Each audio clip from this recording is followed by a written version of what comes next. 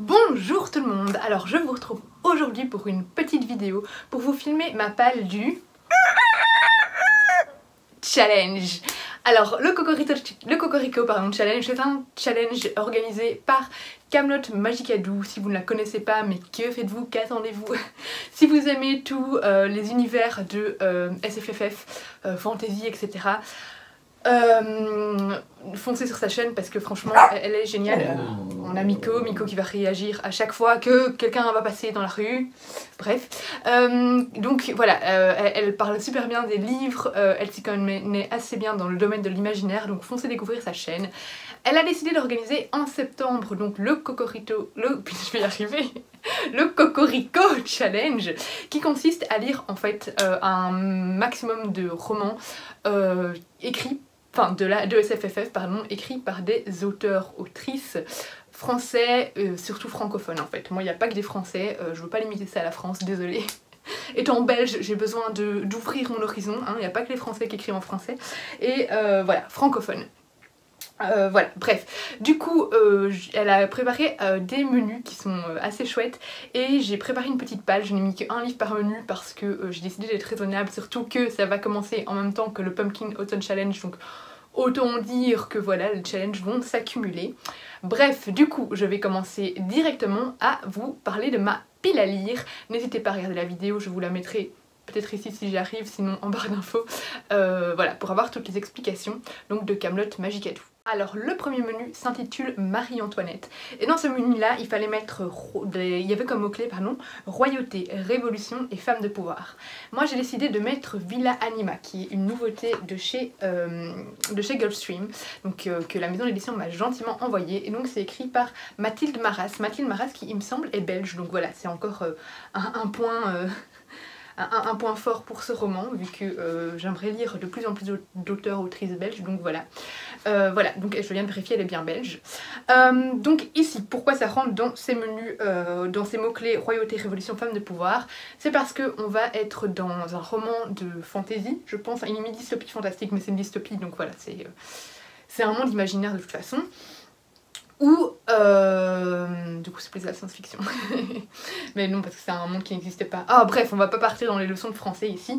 Donc on va être dans l'Empire de la Main, et dans l'Empire de la Main, les femmes doivent se taire, voilà, je regarde un petit peu en même temps, donc les femmes doivent se taire, et il y en a très peu qui osent défier l'autorité et qui osent passer les rituels de la mythique Villa Anima, sauf Magdalene, qui va elle oser passer ses rituels. Et donc elle va intégrer un manoir et elle va essayer de passer des épreuves. Et voilà, dans ces épreuves apparemment il va se passer des choses assez étranges. Elle va se demander si son esprit lui joue pas des tours, etc. J'en sais pas beaucoup plus, mais ça a l'air vraiment très génial.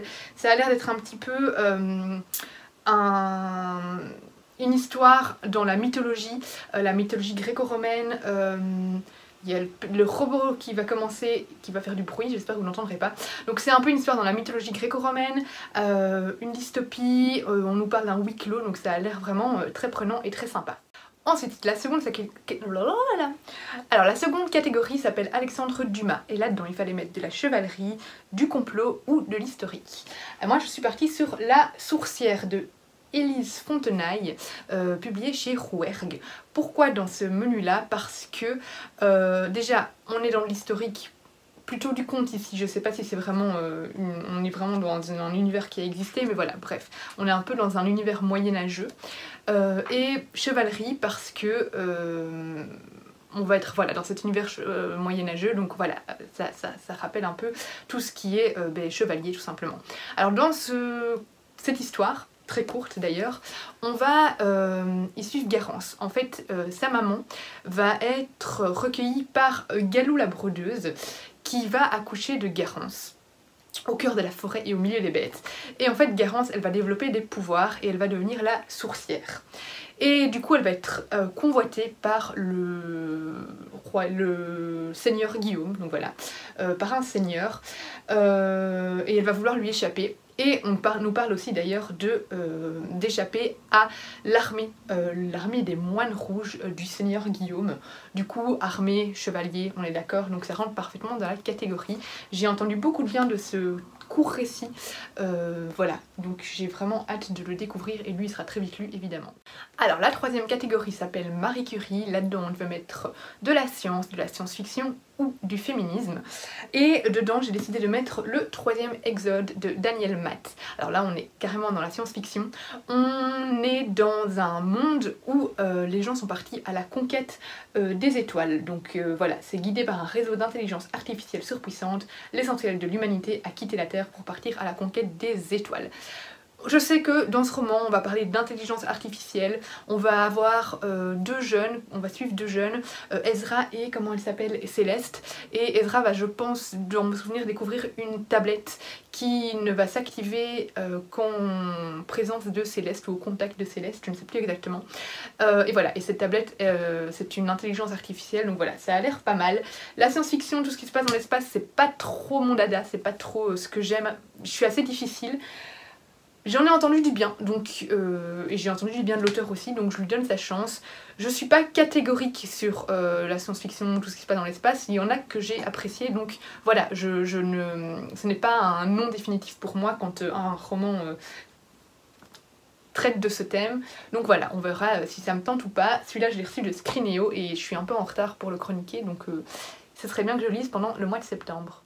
La quatrième catégorie s'appelle Ewilan, et là comme mot-clé on a art, voyage et fantasy, et j'ai décidé d'y mettre Pénombre de Ariel Holz. Alors je pense que vous en avez déjà entendu pas mal parler. Donc ici on est dans un univers inventé, donc on est à Astravia, dans les terres d'Astravia, qui sont tous les 30 ans envahis de ténèbres, et les enfants qui naissent, de ce que je me souviens, dans cette ère de ténèbres, vont naître dotés de pouvoirs. Ce qui va être le cas de Liviane, c'est ça, donc qui est une éclipsienne. Donc ce sont ces enfants qui sont nés durant cette période de ténèbres. Et dans mon souvenir, les ténèbres vont arriver 10 ans plus tôt, à un certain moment.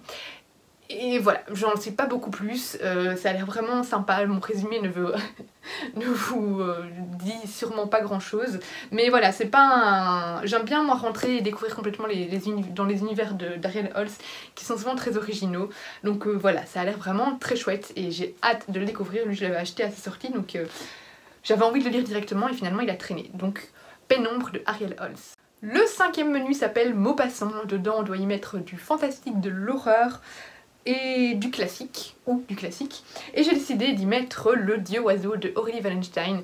Alors là, on rentre carrément dans la catégorie fantastique et horreur, hein, vu le résumé.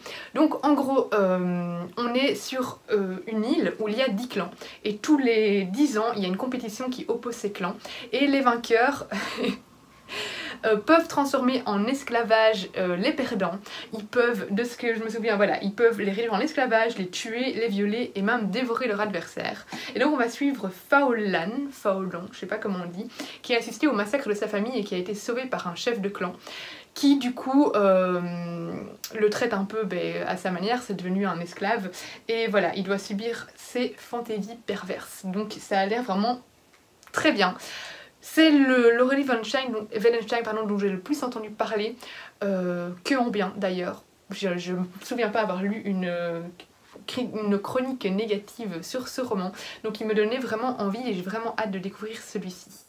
La sixième catégorie s'appelle Joséphine Baker, et là-dedans on devait mettre de la résistance, du combat ou de la guerre.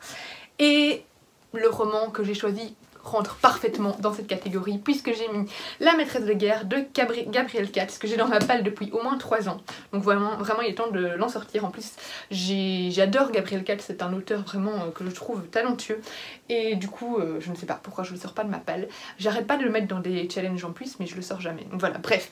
Ici on va suivre une jeune femme qui s'appelle Kailin, qui rêve d'être maîtresse de guerre, de reprendre le flambeau paternel, donc de combattre, Ici on va suivre Kailin, qui est la fille d'un maître d'armes et qui rêve de reprendre le flambeau paternel et de du coup participer à la guerre, de rentrer dans l'armée. Sauf que pour les femmes, on pense plutôt au mariage, voilà. Ce n'est pas rentrer dans l'armée, ce n'est pas un avenir envisageable pour une femme. Elle ne va pas être d'accord, elle va décider d'intégrer une armée, j'en sais pas plus, mais ça a l'air vraiment pas mal. assez féministe du coup. On va voir ce que Gabrielle Katz en a fait, mais j'ai hâte de découvrir ce roman, donc j'espère le lire en septembre également. Et la toute dernière catégorie... Et la toute dernière catégorie s'appelle Cosette. Là-dedans, on doit mettre famille, enfance ou drame. J'ai choisi de mettre un roman que j'ai reçu des éditions Keynes. C'est L'Asile du Nord de Karine Paquin. Je me demande si elle est pas... Non, j'allais dire qu'elle était canadienne, mais je ne pense pas. Elle est peut-être française ou belge, je ne sais pas. Bref, on s'en fout. Ici, c'est une histoire horrifique. Pourquoi je l'ai mis dans cette catégorie? Parce que déjà, on a un enfant et qu'il va y avoir un drame, donc voilà, ça rentre bien dans la catégorie. Donc en fait ici on va avoir une enseignante qui va avoir un de ses élèves qui va être un petit peu bizarre. Donc il s'appelle Félix, c'est un petit garçon de 5 ans et il n'a jamais voulu parler et voilà, elle va se donner pour mission de le faire parler tout simplement.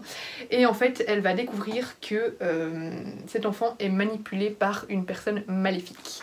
Alors c'est mis histoire basée sur un fait vécu, bon moi voilà bref, je ne crois pas trop en ces histoires là, du coup quand on me dit histoire vraie, pour moi c'est... Maintenant il y a des gens qui y croient, donc je respecte tout à fait.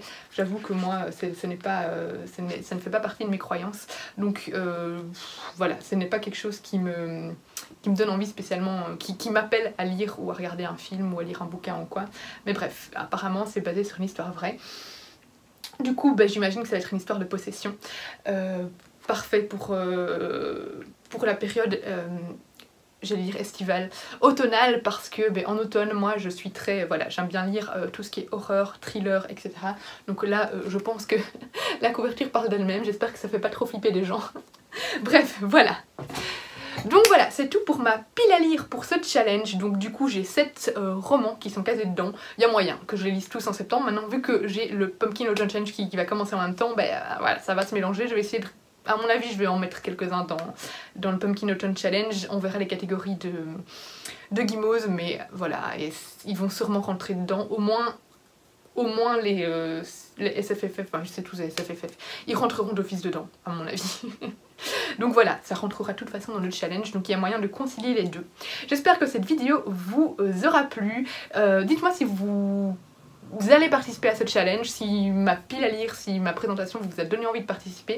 N'hésitez pas à aller voir la vidéo du coup de Camelot Magicadou. Je trouve que c'est un challenge vraiment très chouette qui permet de découvrir des auteurs, autrices de SFFF francophones. On lit énormément de SFFF anglophones et c'est vrai que la SFFF francophone est fortement délaissée, à part les auteurs très connus, voilà, comme Ariel Holz et Aurélie Wallenstein, ou Gabrielle Katz. Mais voilà, du coup, je trouve que c'est un très chouette challenge, donc voilà, dites-moi si vous participez. Et on se retrouve bientôt pour une nouvelle vidéo. Bisous!